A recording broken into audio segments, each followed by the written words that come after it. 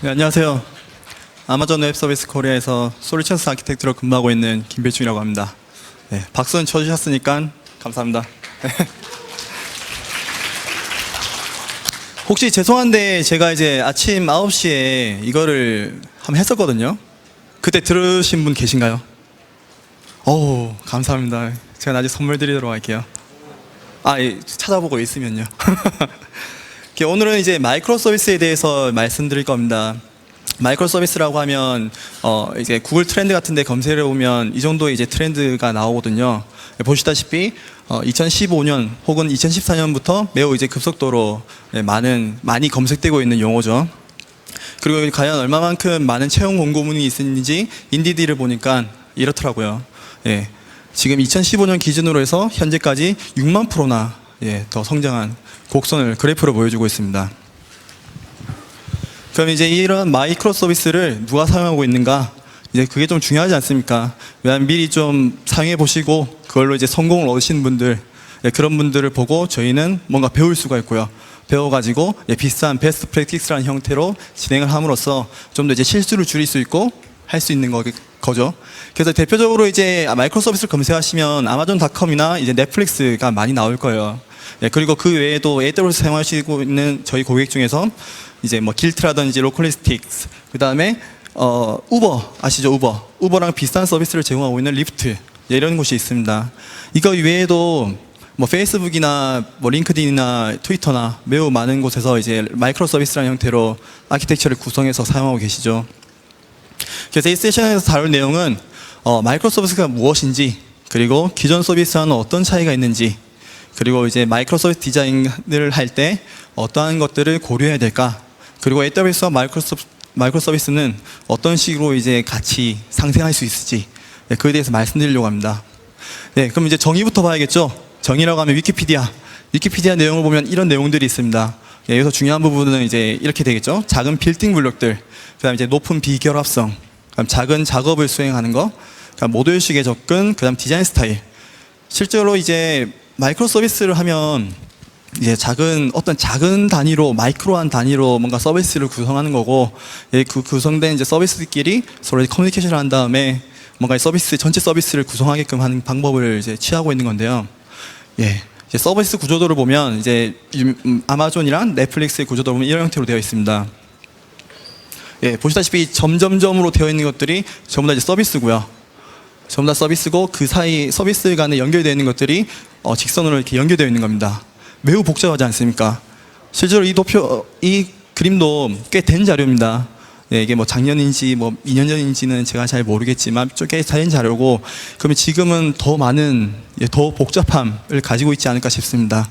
그리고 이제 제가 한 가지 중간에 말씀드리는 거 죄송하지만, 그 사진 같은 경우는 제가 그 슬라이드쇼에 다 올라가거든요. 그래서 혹시나 제가 이제 넘어가 버리면 사진 놓치셨다고 슬퍼하지 마시고 나중에 슬라이드쇼에서 받아보시면 될 것 같습니다. 네. 그 이제 모놀리틱, 실제로 이제 마이크로 서비스랑 비교되는 이제 아키텍처라고 하면 모놀리틱 아키텍처라고 할 수 있습니다. 이 같은 경우는 이제 전체 큰 하나의 입자에서 비즈니스 로직이 모두 다 돌아가고, 거기서 포함되어 있는 컴포넌트들이 한 곳에 다 포함돼서 하나의 패키지로 이제 서비스되는 형태입니다. 그리고 이제 마이크로 서비스는 앞서 말씀드린 것처럼 각각의 컴포넌트들이 작은 단위로 이제 서비스가 되어서 이 하나하나 작은 단위가 그대로 배포가 되고, 그대로 이 서비스 진행하면서 다른 서비스들 간에 이렇게 어떤 연결, 서로 의사소통 한 형태로 진행하게 됩니다. 그리고 이제 SOA 같은 경우는 이제 이거는 한 몇 년 전에 매우 유행했던 이제 서비스 형태로 저는 기억하고 있는데요. 이거는 이제 몇몇의 좀 세련된 컴포넌트를 이제 나눠가지고 그들 간에 이제 미들웨어를 둠으로써 대부분 이제 엔터프라이즈 서비스 버스 같은 거죠. 그런 걸 둠으로써 서로 이제 의사소통을 해가지고 진행하는 겁니다. 인터넷 찾아보시면 이게 SOA랑 이제 마이크로 서비스랑 뭔 차이인가, 그거에 대한 내용이 매우 많습니다. 하지만 실제로 이거의 뭐 명확한 정의라든지 그런 것들은 뭐 사람마다 다 다른 정의를 가지고 있기 때문에 일단은 SOA보다는 마이크로 서비스가 더 작은 서비스 단위다라고 생각하시면 좋을 것 같습니다. 그리고 이제 마이크로 서비스 같은 경우는 내부에 있는 어떤 펑션이라든지 기능이라든지 그런 것들을 외부에서 바로 액세스할 수 있게는 하지 않습니다. 그 말은 무슨 말이냐면 모든 것들을 이제 API 같은 것들로 공개를 해놓고 그 API를 통해서만 하나의 서비스가 가지고 있는 기능들이라든지 데이터라든지 거의 접속을 해가지고 서로 서비스 간의 의사소통을 하는 거죠. 네, 그럼 이제 모노리티 아키텍처를 보시면 전체 하나의 이제 입자 안에 이렇게 오더 UI라든지 유저 서비스라든지 실제 이제 그거 뭐죠? 그 이커머스를 예를 든 건데 보시면 오더 UI라든지 유저 서비스, 그럼 데이터 액세스하는 컴포넌트 이렇게 다 모든 것들이 구분되어 있지만 하나의 패키지로 패키지되어서 디플로이 된 다음에 서비스가 되는 형태입니다. 이 같은 경우는 이제 확장을 해야 되면 어떻게 해야 되죠? EC2를 사용한다고 했을 때는 하나의 EC2 안에 앞서 보셨던 이 내용이 다 올라가게 되고요. 그럼 확장했을 때는 특정 매트릭, 뭐 CPU 유시지라든지 뭐 네트워크 사용량 그런 것들을 기준으로 해서 똑같이 인스턴스 하나를 추가하고 2개 추가하고 3개 추가한 다음에 모든 것들을 한 곳에 올려두는 거죠. 이렇게 되면 약간 비효율적인 게 생기게 됩니다. 네, 그게 뭐냐면 마이크로 서비스 아키텍처 관점에서 보면 모든 것들이 하나의 서비스 형태로 되는 거고요. 그 다음에 이 서비스 자체는 하나의 패키지에 하나의 인스턴스로 올라가게 되는 거고요. 그럼 이제 확장을 했을 때 서로 이제 뭐 필요한 리소스 기준으로 별도로 독립적으로 확장되기 때문에 리소스 사용성을 좀 더 이제 좋게 가져갈 수 있는 거죠. 실제로 이제 뭐 이커머스 같은 걸 이제 서비스를 하게 되면 이렇게 유저 서비스에 매우 많이 액세스를 하게 될 거예요. 유저의 정보를 항상 읽어와야 되고 유저의 뭐 업데이트를 해야 되고 그렇기 때문에 유저 서비스 같은 경우가 더 많은 이제 로드가 있는 거고 그 로드에 따라서 유저 서비스는 유저 서비스로만 관련된 인스턴스만 계속적으로 추가되는 형태죠. 그럼 이제 모노리티 아키텍처에서 이제 발견할 수 있는 것들이 어떤 게 있을까요? 예. 보시면 이제 먼저 복잡한 코드와 관리의 어려움이라고 있습니다. 하나의 패키지이고 이제 모든 컴포넌트들이 하나의 패키지에 들어가 있기 때문에 이 코드가 이제 커질 거고 커지게 되면 관리하기가 매우 어려워질 것입니다. 예를 들어서 IDE를 쓰실 때 패키지를 이제 프로젝트를 이제 로드를 했는데 그 시간이 매우 길어질 수가 있고요. 실제로 어떤 모 게임 회사에서는 이제 스포츠 게임을 만드셔가지고 서비스를 하시는데 그 스포츠 게임이 매우 큰 규모이기 때문에 컴파일을 할 때 한 근 3시간에서 6시간 정도 걸린다고 하더라고요. 예. 3시간, 6시간 엄청 크지 않습니까? 그분들은 대부분 이제 로컬에서 테스트는 다 하시지만 그걸 이제 한 곳에 프로덕트로 만들기 위해서는 다 모으지 않습니까? 다 모은 다음에 컴파일 돌려놓은 다음에 3시간, 6시간을 이제 커피 마시고 오신다고 하더라고요. 그만큼 이제 패키지 사이즈가 크게 되면 타임 투 마켓이 좀 늘어나는 경향이 있는 거죠. 그 다음에 이제 배포가 이제 바틀렉이 될 수 있습니다. 왜냐하면 이제 로컬에서 테스트는 진행해야 되는 거죠. 그 다음 데브 테스트 같은 경우, 그 다음에 종속성 체크를 다 하셔야 됩니다. 종속적인 것들은 이제 라이브러리라든지 컴포넌트 모듈 같은 것들 다 이제 받아와야 되고 체크해야 되고 뭐 컴플릭 나는 게 없는지 확인을 해야 되고요. 그런 걸 한 다음에 스테이징에 넘긴 다음에 QA가 또 테스트를 진행하고 프로덕션에 배포까지 하고 그러면 이제 시간이 꽤나 많이 걸리는 거죠. 그리고 이제 변경의 두려움, 이 부분 보시면 실제로 저희 같은 경우는 서비스가 매우 빠르게 발전하고 있지 않습니까? 어떤 새로운 특정 기능이라든지 어떤 서비스라든지 매우 빠르게 나오고 있고 그 이유는 뭐냐면 고객분들이 매번 새로운 비즈니스 요구사항이 생기게 되고 저희는 그것들을 조금 더 편하게 도와주기 위해서 그런 것들 이제 업데이트가 잦은 거죠. 그런 상황에서 새로운 서비스가 나왔을 때 이거를 우리 프로덕트에 적용을 하자 했을 때 모노리티 환경에서는 이게 생각보다 쉽지가 않습니다. 왜냐하면 이제 대부분 디펜던시가 많이 있기 때문에 하나의 뭐 기능이라도 그게 이제 뭐 에러가 났을 때 나머지 어떤 전체 서비스에 문제가 생길 가능성이 매우 높기 때문이죠. 물론 이제 트라이 캐치라든지 익셉션을 걸어가지고 처리할 수 있지만 그마저도 이제 복잡해지기 때문에 어려움이 생길 수 있습니다. 그 다음에 부족한 주인의식. 저는 대부분의 분들이 이러지 않다고 생각합니다. 누가 솔직히 대놓고 이렇게 얘기를 할까요? 뭐 그거 할 시간 없어요. 그런 건 QA가 해야죠. 뭐 이렇게 하면서 그죠? 근데 이제 뭐 코딩을 끝났는데 이거를 HA 구성 고가용성으로 돌려야 된다. 그럼 그거는 이제 업스가 하는 거니까 저는 잘 모르겠습니다. 이런 식으로 하게 되면 이제 결국 이제 프로덕트의 성공에서는 좀 도움되지 않는 거지 않습니까? 그렇기 때문에 이런 부족한 주인의식을 들 수도 있고요. 그 다음에 앞서 말씀드렸다시피 하나의 기능이라든지 하나의 컴포넌트가 이게 뭐 장애가 나게 되면 시스템 전체의 실패를 야기할 수 있습니다. 그리고 이제 확장의 어려움, 기능 추가 같은 경우는 다양한 부서 간의 의사소통을 필요로 하기 때문에 늦어지는 업데이트가 되는 거죠. 보시면 이게 뭐 요새는 점점 에자일이라는 것 때문에 점점 줄어들고 있지만 예전 같은 경우는 이제 아키텍팅 하시는 분들이랑 그다음에 뭐 프로덕트 디자인 하시는 분들이랑 막 다 모여가지고 서로 간에 의사소통하느라 시간 많이 보냈거든요. 그럼 이제 마이크로소프트에서 얻을 수 있는 것들은 무엇이 있을까요? 먼저 제가 정말 좋아하는 건데 서로 다른 서비스들은 서로 다른 언어로 개발 가능하답니다. 이게 무슨 말이냐면 이게 왜 중요하냐면 저희가 사람을 이제 뽑기 위해서 막 면접 보고 하지 않습니까? 인터뷰를 보고. 근데 그분이 매우 뛰어난 것 같아요.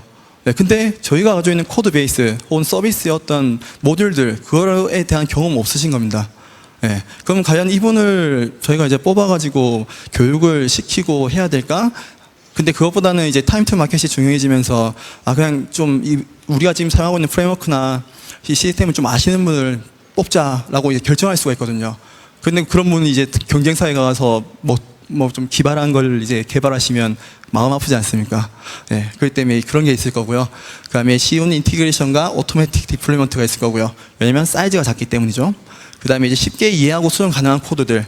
이렇기 때문에 새로 오신 분들도 전체 프로덕트에 대해서 아실 필요가 없고 특정 서비스에 대해서만 아시면 되기 때문에 램프업이 좀 빠르게 진행될 수 있습니다. 그리고 이제 최신 기술을 비교적 쉽게 도입 가능하고요. 하나의 서비스 내에서 어떤 컴포넌트 내에 어떤 펑션만 바꾼다고 해도 충분히 이제 쉬운 작업이 될 수 있는 거죠. 그 다음에 빠른 서비스 시작 속도와 빠른 배포들 이런 것들이 있습니다. 이런 마이크로 서비스의 이제 아키텍처 특징이라고 하면 금방 말씀드렸던 폴리글랏 여러 가지 언어를 다양하게 쓸 수 있다는 거랑 이제 기본적으로 분산된 겁니다. 마이크로 서비스는. 그 다음에 이제 모두 다 독립적이고요. 그래서 독립적이고 분산적이기 때문에 얘는 블랙박스 형태입니다. 내부의 어떤 데이터라든지 어떤 기능에 대한 외부에서의 그 참조가 생기게 되면 이부터 이미 디펜던시 종속성이 생기기 때문에 마이크로 서비스의 특징을 잃어버리게 되는 거거든요. 그렇기 때문에 기본적으로 블랙박스 형태고요. 그 다음에 이제 최근에 컨테이너가 계속적으로 유명해지고 유행을 하고 컨테이너가 마이크로 서비스에 매우 적합하다라는 내용이 나오면서부터 새로 자기가 만든 서비스는 자기가 실제 이제 운영을 하는 작동을 시키고 그런 게 되는 거죠. 그런데 마이크로 서비스를 하시면서 잦은 오해들이 있습니다. 물론 이게 모든 사람들이 그렇다고 할 수도 없는 거고 하지만 이제 이런 잦은 오해 중에 하나가 이런 거죠. 에자일, 그다음에 12 팩터 앱, 그다음 도커, 드로비자드나 이제 스프링푸트, 그다음 플레이 이런 것들은 레스트풀한 API 프레임워크거든요. 이런 것들을 사용한다고 해서 마이크로 서비스 형태로 구현됐다는 것은 아니란 겁니다. 물론 이제 모든 분들이 다 그렇게 하시진 않을 거라 생각하지만 일반적으로 이제 뭐 최근 유행하는 키워드라든지 프레임워크들을 이제 배우신 다음에 조금씩 이제 바꿔가면서 마이크로 서비스 형태로 바꿔가는 중이 되지만 이걸로 이제 충분하구나라고 생각을 하실 수가 있습니다. 그럼 이제 과연 마이크로 서비스가 되려면 무엇이 필요할까요? 그 코네이의 법칙 들어보셨을 거라 생각됩니다. 소프트웨어 아키텍처는 조직의 구조를 그대로 반영한다는 그런 얘기입니다. 예를 들어서 SQL DB 전문가가 있고 자바스크립트랑 CSS라는 개발자가 있고 C# 개발자가 있을 때 이분들이 만들어내는 것은 전형적인 3티어 시스템일 확률이 높다는 겁니다. 3티어 시스템 문제될 건 없잖아요. 그죠? 근데 만약에 필요한 서비스가 단순히 이제 데이터 저장은 파일로 충분하다. 그리고 상호작용은 CLI로 충분하다. 굳이 자바스크립트랑 CSS 해가지고 예쁘게 만들 필요 없다. 필요 없지만 저 세 분이 모이게 되면 이런 결과가 나올 가능성이 높습니다. 그러면 굳이 지금 비즈니스에 필요 없는 상황에 좀 더 시간을 많이 투자한 형태가 되는 거죠. 그래서 이제 아키텍처랑 팀 조직은 꽤나 이제 긴밀하게 연결되어 있다라는 걸 코네이 법칙을 통해서 저희는 알 수 있습니다. 그럼 어떤 팀 조직이 필요할까요?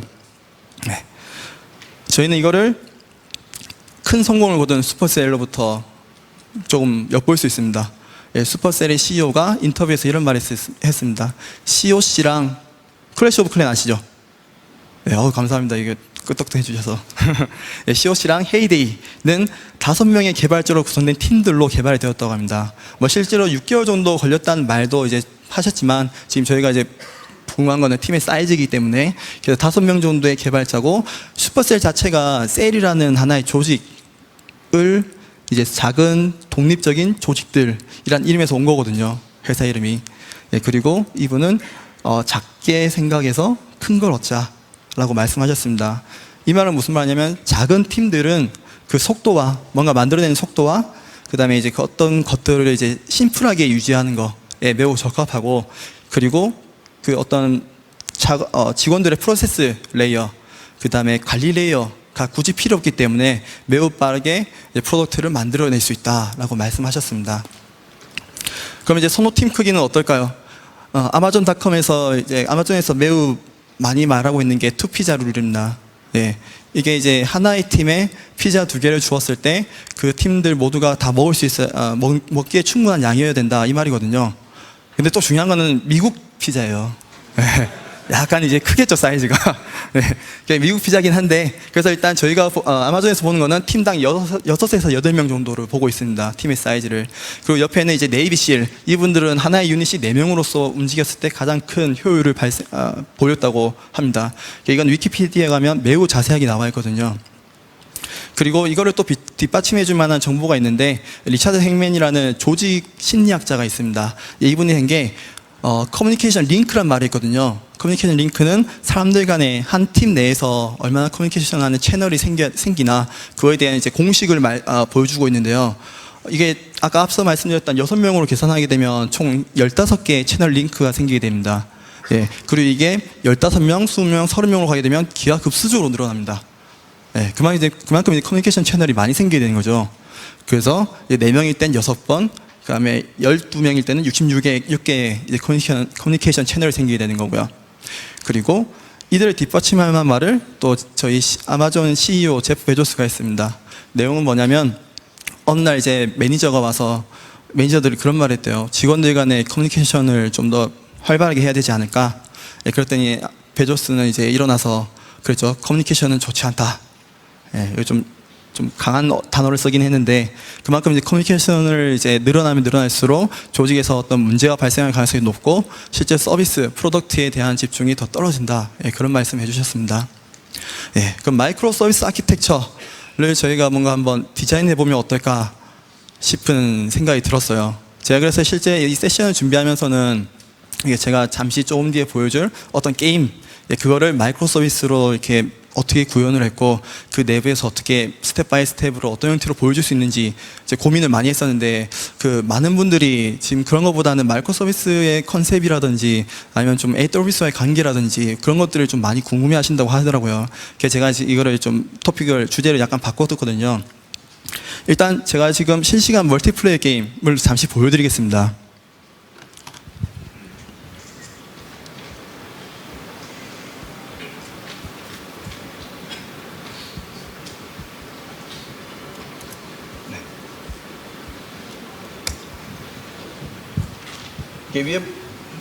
위에 보시면 이제 지역이 있고요. 접속 지역이 제가 1로 접속을 하고 닉네임 2로 접속을 했을 때 들어가면 뭐 이런 게임입니다. 예. 매우 심플하죠. 죽지도 않습니다. 예. HP 깎이지도 않아요. 예. 이건 제가 디세이블 시켜놔서 그런 거고요. 예. 그리고 또 이런 문제가 생기죠. 데모를 하다 보면. 그래서 저희는 항상 이제 동영상을 준비해라고 하는데 제가 안타깝게도 동영상을 못 준비했고요. 예. 이건 물론 이제 다시 접속하면 되긴 되거든요. 여튼 이런 형태로 이제 그 어떤 에리어, 지역이라든지 룸이라든지 그런 형태로 만들어가지고 이제 멀티플레이어 게임 만드는 거 생각보다 어렵지 않습니다. 하지만 생각보다 쉽지 않을 거예요. 얘가 만약에 뭐 1000만 명 들어온다고 해보십시오. 그럼 생각보다 관리하기 어렵지 않겠습니까? 그래서 이것들을 마이크로 서비스라는 형태로 어떻게 한번 디자인해볼까 라는 생각을 해봤습니다. 예, 그래서 요구사항이 어떤 게 있을까 봤더니 먼저 가능한 적은 관리 포인트가 필요하고요. 왜냐하면 팀 사이즈는 적기 때문에 그러죠. 가능하면 관리 포인트는 적어야 됩니다. 그리고 다양한 분석이 가능해야 되고요. 1000만 명, 100만 명 뭐 더 이상 들어오게 되면 그분들의 이제 요구사항이 뭔지 정확하게 분석을 해야 되기 때문에 예, 분석이 필요하죠. 그다음에 예, 게임 기능으로는 간단합니다. 에리어가 있고요. 에리어에 접속을 하게 되면 다른 유저들과 게임을 하게 되고요. 그 다음에 일정 수의 봇이 있어가지고 뭐 계속적으로 게임을 즐길 수가 있고요. 그럼 아이템 구매랑 랭킹을 보실 수가 있고요. 네. 그럼 딱 봤을 때 마이크로 서비스로 해야 될 때 서비스를 어떤 걸 서비스로 만들어야 될지 생각을 하셔야 되지 않습니까? 그럼 보통 우리는 이제 그 명사를 찾아내죠. 명사 찾아냈을 때 에리어랑 뭐 봇이랑 게임, 아이템, 랭킹들 이런 것들을 확인하실 수가 있고요. 그럼 제가 이것들을 서비스로 하겠다라고 설정할 수 있는 거죠. 하지만 봇 같은 경우는 제가 만들다 보니까 봇은 게임 서버랑 같이 붙어 있어야 되더라고요. 왜냐면 이게 레이턴시가 약간 생기기 때문에. 그래서 저는 임의적으로 합쳐버리겠습니다. 합쳐버리고 그 다음 생각했더니 다양한 분석이 필요하죠. 다양한 분석을 위해서 분석 관련 서비스를 추가를 하고요. 그 다음 이제 뭐 등등등이 있을 겁니다. 그 외에. 거기다가 이제 적은 관리 포인트가 필요하니 저희가 매우 자랑스럽게 말씀드리고 있는 AWS 람다를 쓸 수가 있더라고요. 그죠? 예, 그 외의 것들도 있을 거고요. 이 상황에서 일단 이걸 딱 잡아두고 이제 뭐 만들다 보면 이제 이런 이제 고려 사항들이 생기게 됩니다. 마이크로 서비스 하실 때 먼저 리소스와 상태 관리가 필요하고요. 예, 리소스와 상태 관리라는 거는 생각해 보시죠. 마이크로 서비스들이 각각 작게 막 여러 군데 이제 분산되어 있는데 얘네들을 어떻게 뭐 리소스를 추가를 하고 빼고 그때도 또 알아야 되고 그다음에 얘네 상태가 어떤지 다 항상 이제 트래킹을 하실 수 있어야 되거든요. 예. 그래서 생각했던 게 이제 서비스에 적합한 컨테이너죠. 컨테이너는 실제로 이제 마이크로 서비스를 위해 태어났다, 뭐 그 정도 수준까지 많은 사람들이 마이크로 서비스는 컨테이너다 이렇게 많이 생각도 하고 계시고 많이 사용하고 계십니다. 왜냐하면 이제 그 도커 파일 혹시 도커 사용해 보신 분 계신가요? 감사합니다. 네, 간단하게 모델링이 가능하고요.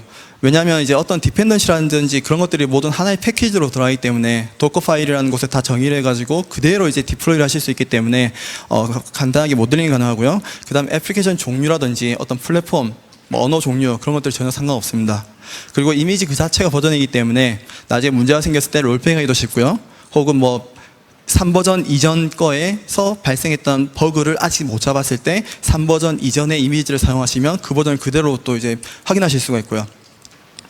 네, 그런 게 가능한 거죠. 그래서 이제 하나의 호스트에서 컨테이너를 돌리면 명확합니다. 그냥 하나의 호스트가 있고 그 다음에 이제 각각 앱들 컨테이너들이 올라가게 되고요.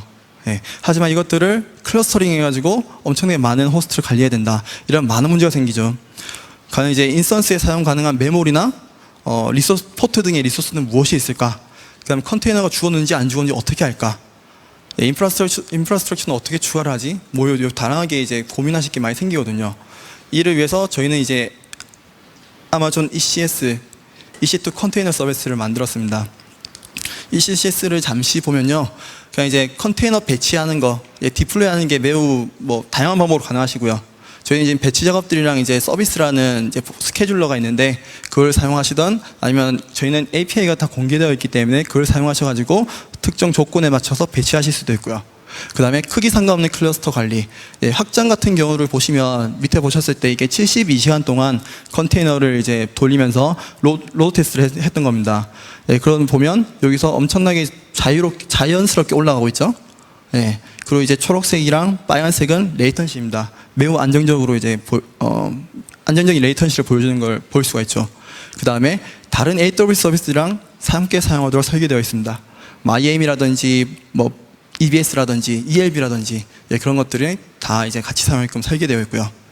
하지만 만약 제가 혼자서 개발한다고 하면, 왜냐면 아까 전에 그 팀 사이즈를 말씀드릴 때 제가 깜빡하고 말씀 안 드렸는데 인터넷에서 이제 외국에 있는 커뮤니티 가보시면 어떤 분은 팀 사이즈는 한 명이어야 돼 라고 이제 엄청나게 주장하시는 분이 계십니다. 왜냐하면 그분은 커뮤니케이션 매우 싫어, 나는 팀 사이즈는 무조건 한 명이어야 돼, 이러시는 분들이 있거든요. 그래서 만약 한 명으로 했을 때 리소스 관리를 꼭 필요할까? ECS가 매우 많은 부분을 덜어주긴 하지만 그 자체도 귀찮다, 힘들다. 그때 이제 저희가 쓸 수 있는 거는, 죄송합니다. 아마존 CTO 이제 워너 보게스 박사가 했던 말이 이겁니다. 서버 없는 것보다 쉬운 서버 관리는 없다. 그래서 이제 람다가 나오게 되는 거죠. 람다 같은 경우는 그냥 코드만 업로드 하시면 알아서 이제 뭐 스케일링은 자동으로 해주고요. 그 다음에 완전 자동화된 관리를 제공해주고 있습니다. 그래서 람다를 사용하게 되면 서버 없는 마이크로 서비스가 가능하신 거죠. 이렇게 되면 관리 포인트가 매우 줄어들게 되고 어떤 비즈니스 로직만 코드로 만드신 다음에 그대로 이제 업로드만 하시면 되는 그런 형태로 마이크로 서비스를 구현하실 수 있습니다. 하나의 사례를 볼까요? 앞서 말씀드렸던 이제 로컬리스틱스라는 이제 고객이 있는데 이분들은 이제 앱이나 웹의 어떤 분석 관련 솔루션을 제공하시는 분들입니다. 이분들을 보시면 뭐 EBS 쓰시고 아마존 SQS 쓰시면서 분석 서비스가 있었는데 얘가 마이크로 서비스가 추가될 때마다 메인 서비스가 업데이트가 필요했다고 합니다. 물론 이걸 다양한 방법으로 해결할 수 있지만 이분들은 여기서 키네시스랑 람다를 붙임으로써 이제 더 이상 마이크로 서비스를 붙일 때마다 이 관련된 서비스를 뭐 수정할 필요 없게 이게 바꾸셨다고 합니다. 이렇게 람다라는 걸 물론 다른 방법으로도 얼마든지 하실 수 있을 겁니다. 하지만 이제 람다를 붙임으로써 관리 포인트가 없어지고요. 그 다음에 어떤 서비스를 붙이기에 매우 편해지는 거고요. 그다음 이제 마이크로 서비스 아키텍처의 고려사항 두 번째가 이제 모니터링입니다. 모니터링이라는 거는 컨테이너라든지 뭐 특정 이제 각각의 서비스들이 얼마큼 잘 가고 있는지 어떤 뭐 바틀렉이 생기고 있는지 그걸 항상 판단해야 되기 때문에 중요한 부분인데요. 클라우드 와치 사용하시면 매우 쉽게 뭐 알 수 있겠죠. 실제로 아마존 ECS 같은 경우는 클라우드 와치랑 매우 뭐 잘 연계되어 있기 때문에 컨테이너 내에 이제 뭐 클러스터 이름이라든지 서비스 이름 같은 것뿐만 아니라 각각 인스턴스의 CPU나 메모리 유시지 같은 것들을 확인하실 수 있습니다. 네, 그리고 뭐 이런 형태로 확인 가능한 거죠. 네, 그래프로. 그리고 만약 디스크 유시지를 하고 싶다. 예, 그러면 이제 저희 가상화의 특성상 디스크는 직접 액세스하기가 힘들거든요. 정보를 가져오기가. 예, 그렇기 때문에 이런 이제 스크립트를 사용하셔가지고 크론토에 등록해 주시면 디스크도 주기적으로 상태를 읽어서 클라우드 와치에 보내주게 됩니다. 그 외에도 저희는 이제 서드 파티 뭐 파트너 혹은 솔루션이 매우 많습니다. 예, 그 중에 이제 모니터링으로 좀 유명하신 데이터덕이 있는데요. 이분들도 아마존 ECS가 업데이트 때문에 동시에 업데이트를 해주셔가지고 정말 많은 정보들을 보여주고 있고요. 컨테이너 내, 도커 내의 어떤 상태라든지 그런 것들을 많이 잘 보여주고 계십니다. 그뿐만 아니라 시스틱 클라우드라고 해서 이분도 ECS와 매우 많은 연계점이 있어가지고 정보를 많이 보여주고 있고요. 그다음에 이제 서비스 디스커버리가 있는데 이 부분이 실제로 어떻게 보면 많이 고민을 하셔야 되고 좀 중요한 컴포넌트거든요. 그다음에 이제 멀티플 호스트에서 이제 뭔가 작동을 하고 있는데 서비스의 엔드 포인트는 알고 있어야지만 저희가 접속을 하지 않습니까? 클라이언트가. 예, 그래서 그 엔드 포인트를 어떻게 내가 알아낼 수 있을까? 그런 부분입니다. 좀 간단히 생각해 보면 이제 저희가 ECS 서비스를 사용한다고 가정했을 때는 라우터 53에 프라이빗 호스티드 존을 사용하면 좀 쉽게 가능합니다. 예, 프라이빗 호스티드 존을 사용해서 뭐 DHCP 옵션 세트를 하신 다음에 각각의 서비스에 ELB를 붙이신다면 각각의 ELB에 CNAM을 생성한 다음에 어떤 특정 도메인으로 이 CNAM을 가리키면 ELB를 가리키면 되거든요. 예, 그림으로 보여드리면 이런 형태죠.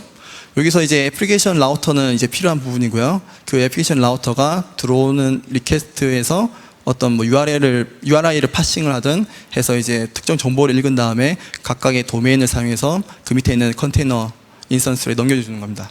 서비스에 넘겨주는 거죠. 네.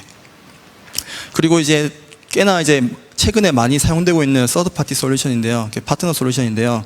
위브웍스라고 들어보셨을 것 같아요.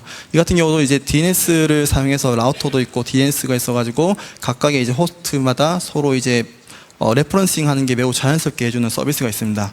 이분들은 컨테이너 관련된 그 기술력이 매우 높으셔가지고 이뿐만 아니라 이 뒤에 보시는 이런 거 위브 스코프이라 해서 각각의 컨테이너가 떴을 때 그 컨테이너 간의 뭐 네트워크 관계라든지 각종 정보들을 보여주는 서비스도 가지고 계십니다. 이런 걸 이제 한번 사용해 보시면 매우 편하다는 걸 아실 수 있거든요. 왜냐하면 도커 내에 이제 컨테이너들이 어떻게 이제 관리되고 있고 어떻게 소통하며 그런 것들을 아실 수 있기 때문에요. 그다음에 이제 컨설이라고 있는데요. 이 같은 경우는 실제로 이제 키 밸류 디스트리뷰티드 죄송합니다. 발음이 안 좋아서 분산 키 밸류 스토어라고 하는데 예를 들어서 뭐 주키퍼나 이제 오케스트레이션 서비스 있지 않습니까? 혹은 etcd라든지 그런 이제 키 밸류 스토어를 가지고 있고 서버가 있고 에이전트가 있어가지고 이 인스턴스가 떴을 때 혹은 컨테이너가 떴을 때 그 정보들을 중앙에서 분산된 이제 키 밸류 스토어에 넣게 되고요. 반대쪽에서는 어떻게 뭐 펍 서버 형태로 이제 모니터링이 아니고 이제 노티를 받는다든지 아니면 다시 이제 쿼리를 날려가지고 조회를 한 다음에 엔드 포인트를 읽어오는 형태로 구현하실 수 있습니다. 네, 이것뿐만 아니라 이제 뭐 두저라든지 에어비앤비의 스마트 스택, 넷플릭스 유레카 이런 것들 많이 있거든요. 그 다음에 이제 배포인데요. 배포 같은 경우는 좀 간단하게 보고 넘어가도록 하겠습니다. 배포 라이프 사이클은 뭐 간단합니다. 예전에 이제 모놀리틱 형태에서는 파이프라인이 크게 한 개만 있었을 거예요. 한 개만 있어가지고 개발자가 막 개발한 다음에 어떤 서비스의 패키지를 만들어서 그걸 이제 뭐 테스트한 다음에 이제 빌드를 넘기는 형태. 근데 여기서는 각각의 서비스에 대한 개발자랑 마이크로 서비스, 배포 파이프라인이 다 다르게 있고요. 이런 형태로 이제 하면 되고요. 만약 ECS를 사용한다면 배치 작업용이랑 롱러닝 애플리케이션에서 두 가지 형태로 이제 배포를 하실 수 있습니다. 물론 여기서 커스텀하게 API를 활용하시면 커스텀하게 하실 수 있고요. 그리고 이제 실제 배포를 했을 때 들어오고 있는 라이브 상태를 그대로 유지를 해야 된다. 그러면 우리가 잘 알고 있는 블루그린 배포를 사용하실 수 있죠. 하나의 컨테이너랑 클러스터랑 두 번째 클러스터를 만든 다음에 라우터 53을 사용해서 가중치를 바꾸는 겁니다. 처음에 100%, 0%에서 뭐 80%, 20%, 50, 50, 100, 0 이런 식으로 해서 트래픽을 다 남겨주는 거죠. 그리고 람다를 사용하시면 코드만 업로드하시면 완료입니다. 매우 간단해지죠. 실제로 이제 빙글 같은 경우는 처음에 이런 형태로 사용하고 계시다가 배포시 로컬 개발하시고 테스트 후에 스테이지 넘기고 프로덕션까지 넘기고 꽤나 긴 여정이 필요했었습니다. 하지만 컨테이너 이용 이후에는 로컬 개발 이후에 물론 이제 도커 빌드랑 스테이징에서 테스트는 진행하시는 거고 실제 프로덕션 배포는 바로 하실 수 있는, 그리고 부팅이랑 컨테이너 딜리버리가 매우 짧은 시간 안에 가능하기 때문에 총 2분 만에 온 서비스가 가능하셨다고 합니다. 그래서 이제 ECS를 이제 활용한 CI/CD는 매우 많은 파트너사가 있고요. 그 중에 좀 유명한 곳이 여기가 있고요. 시퍼블이라고 있고, 이분들은 CI라든지 포메이션이라는 서비스가 있어가지고 처음부터 끝까지 한 큐에 하실 수 있는 그런 서드 파티 솔루션이 있습니다. 그럼 앞서 제가 보여드렸던 게임을 어떻게 아키텍처링 할 수 있을까 했을 때 이 정도 수준으로 할 수 있을 것 같더라고요. 먼저 라우터 오피스하면 앞에 붙여야 되고요. 왜냐면 저희는 이제 서비스 디스커버리를 따로 안 쓰기 때문에, 실제로 저희가 뭐 여기서 아까 컨솔이라든지 뭐 아까 위브 네트워크스라든지 그런 것들을 사용하게 된다면 그런 걸 사용하실 수도 있는 거고요. 여기서는 아마존 라우터 오피스함과 ELB를 사용하는 형태라고요. 그 다음에 이제 여기는 컨테이너를 사용하는 부분이죠. 컨테이너를 사용해서 ECS를 사용하고요. 그 다음에 여기서는 게이트웨이 서버리스 형태로 API 게이트웨이랑 AWS 람다를 사용하고요. 왜냐하면 로그인 서비스랑 에리어 서비스, 랭킹 서비스는 그렇게 큰 비즈니스 로직이 필요한 건 아니거든요. 그 다음에 마이크로 서비스의 하나의 특징 중 하나가 또 그게 있습니다. 과연 데이터베이스를 어떻게 공유를 해야 될까? 아니면 각자 데이터베이스를 가지고 있어야 될까? 일반적으로는 각각의 서비스가 데이터베이스를 가지고 있는 형태를 많이 가져가고도 있거든요. 그렇기 때문에 여기서는 다이나모 DB를 사용해서 각각의 테이블이 각각의 서비스에서 이제 액세스를 하게 되고요. 그 다음에 분석을 위해서 다이나모 스트림을 통해서 데이터를 서치 서비스로 넘기게 됩니다. 서치 서비스는 람다고요. 그럼 여기 람다가 들어온 데이터를 원하는 형태로 이제 가공한 다음에 일라서치 서비스에 넣어줍니다. 그러면 이제 BI 하시는 분들이 들어오셔가지고 키반을 통해서 어떤 이제 의미 있는 값들을 가져가실 수 있고요. 그래서 그리고 디플로이먼트 같은 경우는 클라우드 포메이션이나 뭐 옵스웍스, 코드 파이프라인 뭐 다양한 형태를 사용하실 수가 있고요. 지금까지 말씀드린 거를 좀 정리를 해보면요, 마이크로 서비스는 결국 혁신과 속도라고 이제 좀 말씀드릴 수 있을 것 같고요. 하지만 항상 뭐든지 트레이드오프는 있기 때문에 뭔가 새로 도입하시게 되면 많이 좀 고려를 해보셔야 될 겁니다. 그리고 이제 자동화는 어떤 관리 포인트를 줄이는데 매우 큰 도움이 되고요. 그 다음 클라우드 기반의 툴들이 관리 오버헤드를 줄이기에 참 적합하다, 이렇게 말씀드릴 수가 있고요. 그럼 AWS 마이크로 서비스에 어떻게 제가 바라볼 수 있을까요? 먼저 마틴 파울러 아십니까? 리팩토링 저자 매우 유명하신 분입니다. 소프트웨어 업계에서. 이분이 이제 하셨던 말이 있습니다. 마이크로소프트 관련된 말씀하시면서 인프라스트럭처 오토메이션은 클라우드와 AWS 발전으로 인해서 이 부분들 만드는 거라든지 디플로이라든지 오퍼레이팅 하는데 매우 이제 코스트를 줄여줬다, 이런 말씀하셨거든요. 그리고 이제 앞서 말씀드렸던 폴리글랏 형태의 다양한 옵션은 저희는 제공하고 있습니다. 스토리지만 하더라도 엄청나게 많죠. 그래서 과연 어떤 서비스 팀에서는 어떤 AWS 스토리지 서비스를 써야 될까 고민도 하셔야 되고, 그 중에 선택하시면 매우 적합한 솔루션이 될 수 있고요. 그 다음에 언어만 하더라도 API라든지 SDK 통해서 매우 다양한 언어를 제공하고 있고요. 그 다음에 OS만 하더라도 다양하게 제공하고 있고요. 그럼 이제 AWS 마이크로 서비스는 결국 필요한 만큼만 리소스를 사용하기 때문에 마이크로 서비스를 사용하는데 매우 적합하다고 말씀드릴 수 있고요. 그 다음에 관리 포인트를 줄이기 위한 관리형 서비스가 많이 있기 때문에 그걸 활용하시면 좋을 것 같고요. 그러니까 모든 서비스는 프로그래머블하기 때문에 원하시는 형태로 커스터마이징하기도 편하고요. 그 다음에 내장된 기능들이 이미 있고 서버 없는 아키텍처를 매우 잘 지원하고 있다라고 제가 이제 정리를 할 수 있을 것 같습니다. 저희가 이제 피드백 계속 받고 있는 거 아시죠? 피드백은 꼭 들어가셔서 적어주시면 저희가 다음 세션에서 과연 어떤 걸 할까, 뭐 어떤 의미 있는 것을 전달해 줄 수 있을까 결정할 수도 있기 때문에 좀 해주셨으면 좋겠고요. 그 다음에 피드백 참여 시 마지막에 그 기념품을 수령하실 수 있기 때문에 좀 참여해 주시고요. 감사합니다.